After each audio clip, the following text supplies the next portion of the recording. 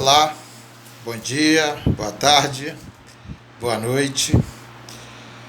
Bem, já faz algum tempo em que eu não me utilizei, né, desta ferramenta para fazer postagens. Não sei se foi a melhor escolha, mas a verdade é que, diante da situação e dos tempos assim, ainda sombrios que nós vivemos, muitas das vezes o silêncio acaba sendo uma virtude e em algumas situações o silêncio fala mais do que a gente abrir a nossa boca, né? Então, não é nenhuma justificativa, é apenas uma tentativa, né, de retomar aquele ritmo de postagem que vínhamos fazendo e que, de repente, num determinado momento, elas foram paradas e agora nós estamos retomando essa atividade. O objetivo, é claro, não é fazer nenhum tipo de lacração, não é citar nomes ou grupos ou movimentos. O objetivo é sempre tecer comentários sobre a situação em que nós vivemos, a atual conjuntura, e isso dentro de uma perspectiva cristã, né? Eu acho que eu já disse isso em algumas situações e volto a repetir. Eu sou um pastor batista, eu sou um pastor de tradição batista. Na maioria dos casos aí fora, dizer que é pastor tem todo um alinhamento com tudo que há de bom e também com tudo que há de ruim nessa tradição gospel, nessa tradição evangélica, né, e brasileira, mas não é este também o meu objetivo, né? O meu objetivo é simplesmente dizer, primeiro falar da minha origem, que eu sou pastor batista mesmo, pastor de tradição batista, sou carioca, já trabalhei fora do estado do Rio de Janeiro, exercendo meu ministério, estou de volta, tenho atividades aqui no Rio de Janeiro pastorais e até mesmo com relação ao ensino teológico. Então, é falar daquilo que, de alguma maneira, afeta a minha vida, afeta a vida das pessoas com quem, de certa forma, eu tenho algum tipo de responsabilidade. E por que eu estou dizendo isso, algum tipo de responsabilidade? Porque, embora eu seja pastor e de tradição batista, membro de uma igreja batista, eu não sou o pastor da igreja. Então, eu não estou aqui nem no uso desta ferramenta para fazer algum tipo de alusão a um rebanho em que eu esteja à frente, que na verdade essa não é a realidade. Eu sou membro, sou pastoreado por um outro pastor, né, e exerço pastoralmente um auxílio, né, a este ministério. Então eu não tenho nem por que falar em nome da igreja onde eu estou como membro e onde de alguma maneira eu exerço algum cargo de liderança, não necessariamente uma liderança ministerial, porque o líder ministerial desta igreja em que eu faço parte é uma outra pessoa e, por sinal, um amigo nosso, a pessoa de quem eu tanto tenho confiança como também gozo da sua confiança. E o objetivo aqui é tecer comentários sobre a nossa situação, sobre a conjuntura em que nós vivemos. Às vezes as questões que são levantadas e a partir de uma conjuntura que nós estamos vivendo, se ainda é possível nós pregarmos o Evangelho, né? E aí, por que essas questões são levantadas?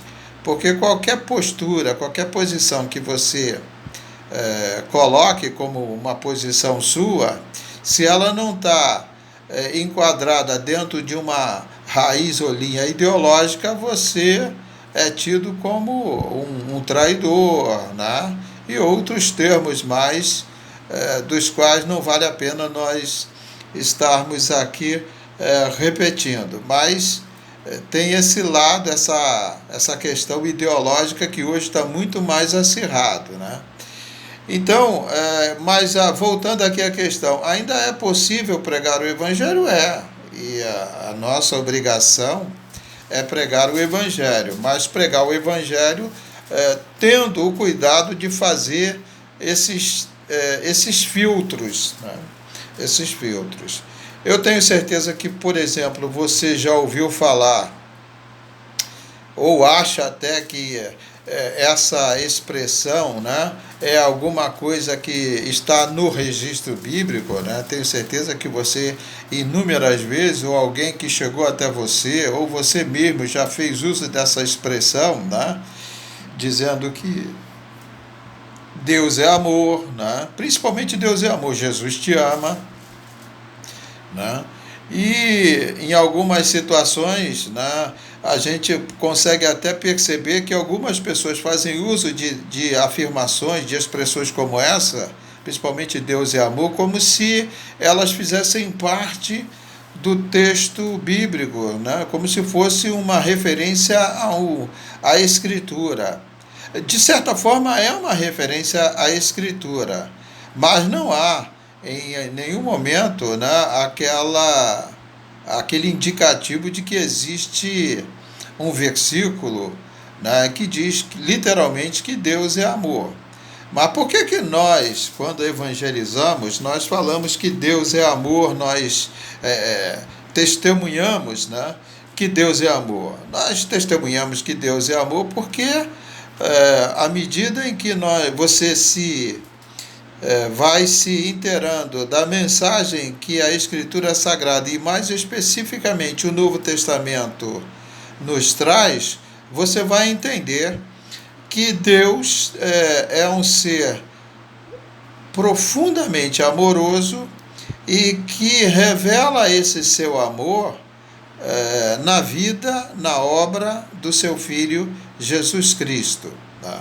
Então, ainda que não haja esse registro escriturístico literalmente dizendo Deus é amor, nós testemunhamos o amor de Deus porque Ele em Cristo Jesus mostra esse amor, Ele em Cristo Jesus revela o seu amor. Inclusive eu tenho uma referência de um texto lá de 1 Coríntios capítulo 5, verso 8, em que Paulo diz assim: mas Deus prova o seu amor para conosco, em que Cristo morreu por nós, sendo nós ainda pecadores. Ou seja, Deus prova, Deus mostra o seu amor, né? E como é que ele mostra? Com a morte de Jesus, com o sacrifício de Jesus.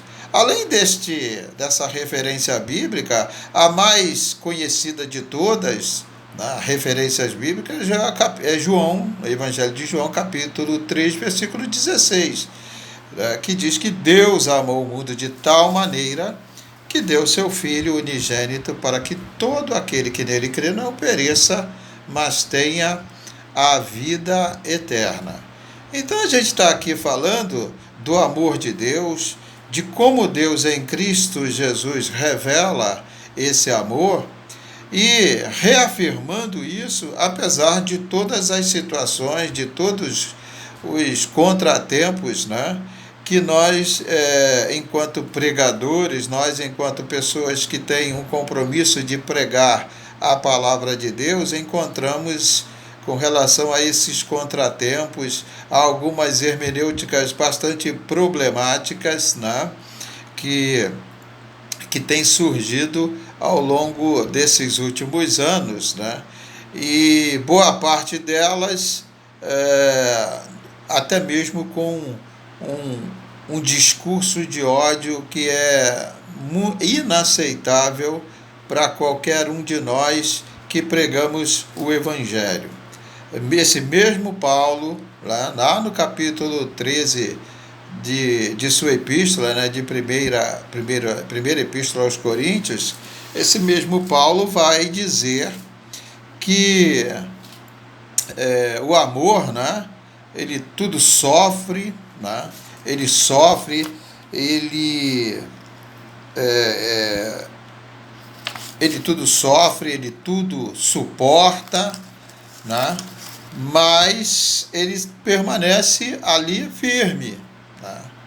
Então, a questão da resistência, da resiliência, né, a partir de um sofrimento, de uma perseguição, ou de um padecimento de algum tipo de enfermidade, né? Esse amor de Deus revelado em Cristo é o conforto, é o consolo que faz com que também nós possamos resistir a todas essas dificuldades que se nos apresentam durante a nossa vida, durante a nossa caminhada de testemunho cristão, e que faz com que nós não venhamos a perder a fé, né? Venhamos a perder a esperança na promessa e na palavra de Deus que vem até nós por meio de Cristo Jesus.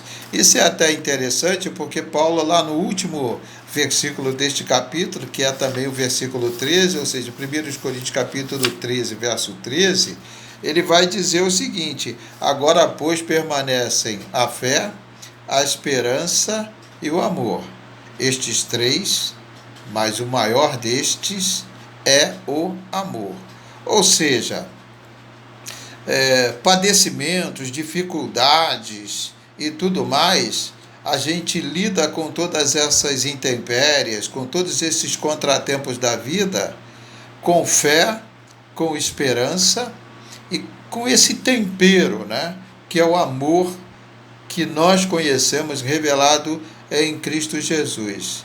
Mas a gente sabe que estes dois primeiros, vai chegar algum momento que eles não mais serão necessários, mas o amor sempre será necessário e o amor sempre permanece. Então, é como o próprio apóstolo está dizendo, agora, tá? E olha, note bem esse advérbio, agora, pois, permanecem a fé, a esperança e o amor.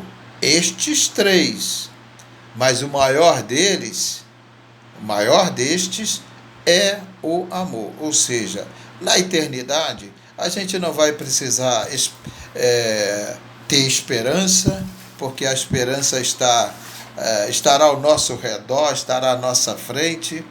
A gente não vai precisar ter fé, porque a fé é a esperança de um cumprimento de promessa, e estando na eternidade é sinal de que a promessa foi cumprida, então não preciso mais de fé, mas eu vou estar sempre precisando do amor. Então, destes três, o maior destes é o amor.